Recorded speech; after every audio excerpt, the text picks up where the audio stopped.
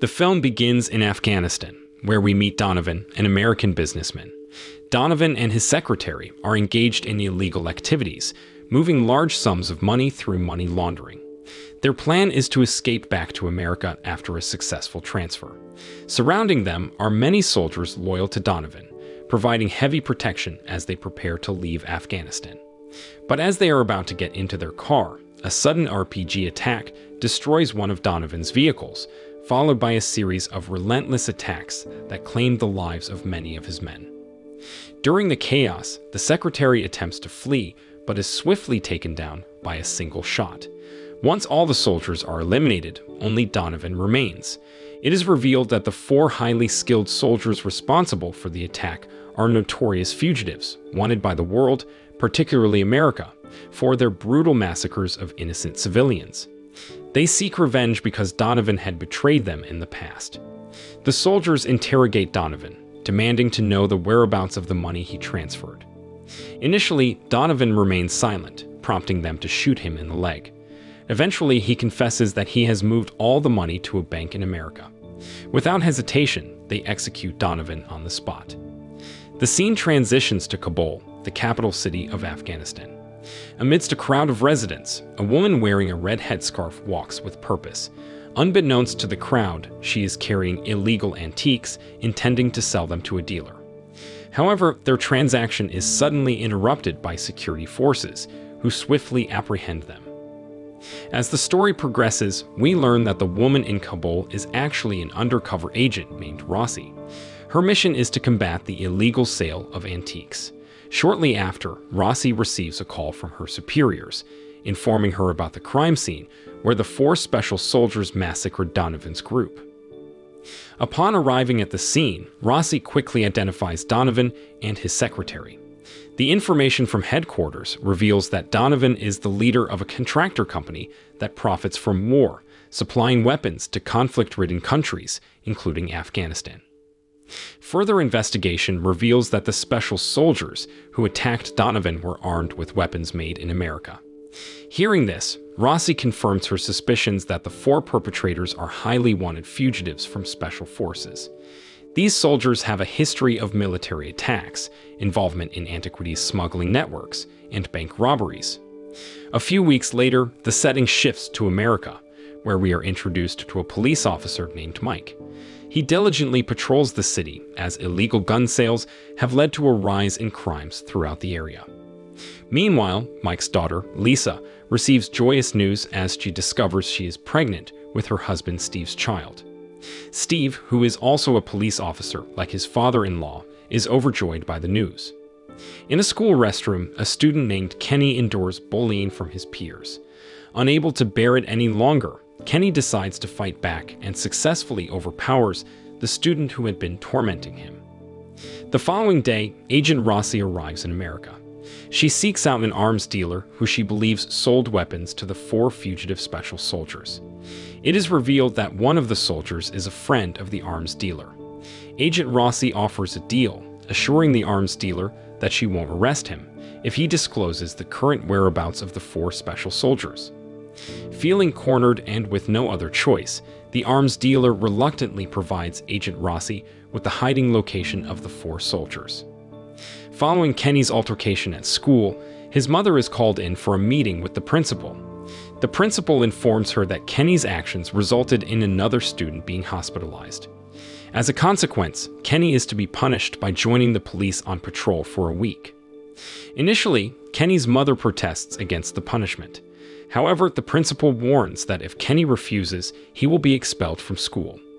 Eventually, Kenny's mother reluctantly agrees to the punishment, allowing her son to assist the police on patrols for the entire week. Meanwhile, Mike continues to grapple with worry following his wife's passing. His relationship with Lisa, his daughter, has also become strained. Lisa is disappointed in Mike, feeling that he prioritizes his work over his responsibilities as a husband and father.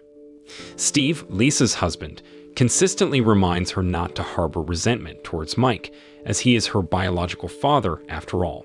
Shortly after, Mike picks up Steve to go to the office together. At a bank, millions of dollars have been intentionally stored, making it an enticing target for the 4 fugitive soldiers. The criminals are seen preparing their weapons as they plan to initiate their heist today. One of the soldiers visits a nearby restaurant where his task is to plant a bomb under one of the tables. This tactic is intended to create a diversion in case their operation encounters obstacles. Meanwhile, Kenny's mother accompanies him to the police station to begin his sentence from school. Today, Kenny will join Mike and Steve on patrol. As they are patrolling, Mike receives a report of a robbery at a nearby store. Without hesitation, they rush to the scene. Upon arrival, Mike and Steve apprehend the thief, while Mike contacts another police unit to take the criminal to the police station. Meanwhile, the four special soldiers continue their preparations for their impending operation. They appear calm and unfazed, considering such crimes to be nothing intimidating. Unbeknownst to them, Agent Rossi arrives at their hideout. Unfortunately, she does not find them there, only discovering remnants of paper from explosive materials. At the same time, four special soldiers arrive at the targeted bank and enter the premises. They assert their authority, ordering everyone inside to submit and threatening to kill anyone who resists.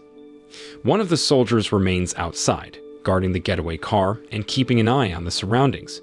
The bank manager is coerced into opening the safe, and the money is swiftly packed into a bag. On another front, Mike, Steve, and Kenny are in close proximity to the bank. Steve steps out briefly to purchase a cup of coffee.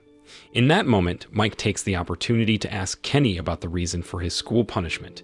Kenny explains that he had been a frequent target of bullying.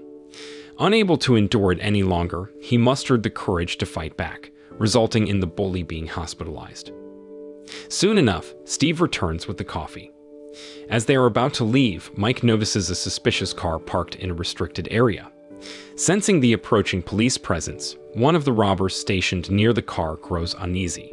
With no other choice, his accomplices allow him to detonate a bomb planted in a nearby restaurant, intending to divert Mike and Steve's attention.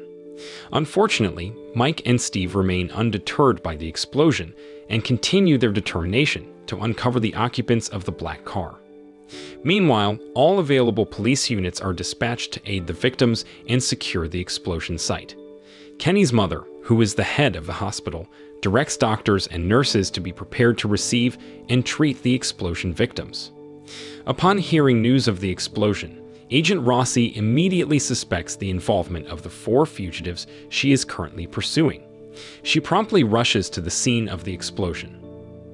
Returning to the robber guarding the car, he realizes that Mike and Steve are not giving up and prepares for a confrontation. He launches an attack on their vehicle, cornering Mike and Steve.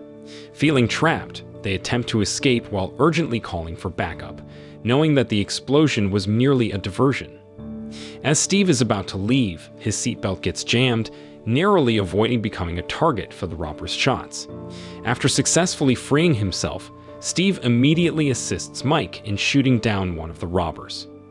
During the encounter, the robber manages to shoot Steve in the thigh, while Steve is protecting Kenny. However, in a final act, Mike retaliates by shooting the robber in the leg. Feeling cornered, the wounded robber hastily flees in a car. It is at this moment that Mike takes aim and shoots the robber in the head, instantly killing him. Subsequently, the scene shifts to Steve, who is now bleeding from the gunshot wound in his thigh. Kenny does his best to help stem the flow of blood. At the overwhelmed hospital, Kenny's mother, along with the doctors and medical staff, are faced with a surge of victims from the explosion. Shortly after, Kenny's mother receives news that the hospital will be receiving additional victims from the robbery incident. Agent Rossi, present at the bomb explosion scene, interrogates a surviving restaurant waiter. By showing the waiter photos of the four fugitives, Agent Rossi confirms that one of them had indeed visited the restaurant earlier that morning. Her suspicions are validated, realizing that the current chaos is the work of the very fugitives she has been pursuing. As the city police arrive at the scene of the robbery, the armed robbers engage them in a fierce firefight. One by one, the police officers are shot down by the three remaining robbers. Lisa, worried at home after hearing news of the shootout at the bank, becomes increasingly anxious, knowing that her husband and father are involved. Meanwhile, Steve asks Kenny to record a farewell video in case he doesn't survive. In the emotional video, Steve expresses his deep love for Lisa and their unborn child. Tearfully, he apologizes for not being able to care for their child in the future. Shortly after, the police rush Steve to the hospital for urgent medical attention. However, Kenny, overwhelmed with fear, chooses to hide inside one of the cars. While Steve is being loaded into the ambulance, Mike realizes that Kenny is missing. Shortly after, Mike receives a call from Lisa, who anxiously inquires about his and Steve's well-being. Mike reassures Lisa that he is fine, but informs her that Steve has been shot and is being taken to the hospital. Hearing this devastating news, Lisa rushes to the hospital to see her husband's condition firsthand. There, she is struck by shock and grief as she witnesses her husband's fading life. Meanwhile, Kenny, still inside the car, manages to charge his cell phone using a battery from a doll. As his phone turns on, Kenny immediately contacts his mother, sharing his intense fear and anxiety. Kenny's mother, busy performing surgery on a victim, advises him to stay calm and be patient until help arrives. As the darkness descends, the intensity of the situation continues to escalate.